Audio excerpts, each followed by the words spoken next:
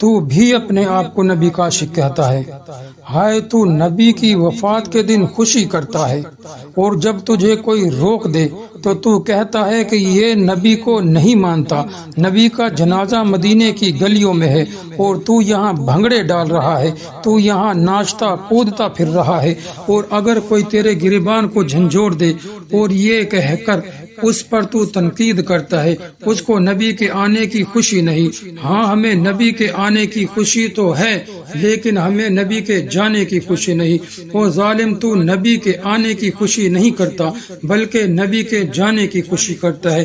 اس سے بڑی نبی صلی اللہ علیہ وسلم کے ساتھ دشمنی اور کیا ہوگی۔ پیغمبر کا جنازہ 12 ربیع الاول کو اٹھا۔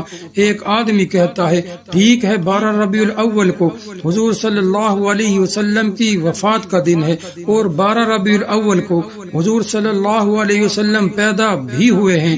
میں نے کہا 12 ربیع الاول کو حضور پیدا ہوئے، یہ روایت ضعیف ہے۔ اگر اس ضعیف روایت کو میں مان لوں کہ 12 ہی کو پیدا ہوئے ہیں تو میں تجھ سے سوال کرتا ہوں، مثلا آج 20 جنوری 1986 ہے، آج سے 60 سال پہلے 20 جنوری 1926 کو تیرے باپ کی پیدائش ہوئی، اور آج 60 سال کے بعد آج اسی جنوری کو تیرا باپ فوت ہو جاتا ہے، تو خوشی کرے گا یا روئے گا؟ تو بھنگڑے ڈالے گا یا ادھر ماتم کرے گا؟ تو وہ کہنے لگا میں تو روؤں گا۔ میں نے کہا کیوں؟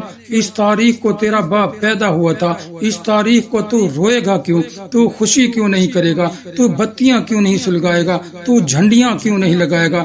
اس نے کہا کہ خوشیاں اور غم جمع ہو جاتے ہیں تو غم غالب ہو جاتا ہے۔ میں نے کہا تیرا باپ مر جائے اس تاریخ کو جس تاریخ کو پیدا ہوا تو روئے، تیرا بھائی مر جائے اس تاریخ کو جس تاریخ کو وہ پیدا ہوا تو روئے، تیری ماں مر جائے اس تاریخ کو جس تاریخ کو وہ پیدا ہوئی تو روتا ہے، اور اگر تیرے پیغمبر صلی اللہ علیہ وسلم فوت ہو جائے اسی تاریخ کو جس تاریخ کو وہ پیدا ہوئے تو اچھلتا اور کودتا پھرے۔ جس روز نبی صلی اللہ علیہ وسلم کا جنازہ اٹھے تو اس دن خوشیاں منائے، اور تجھے روکنے والا کوئی نہ ہو اور تجھے ٹوکنے والا بھی نہ ہو، اور تو نام لیتا ہے ان صحابہ کا، نام لیتا ہے ان عاشقوں کا، اور یہ بات کرتا ہے کہ میں بھی عاشق ہوں۔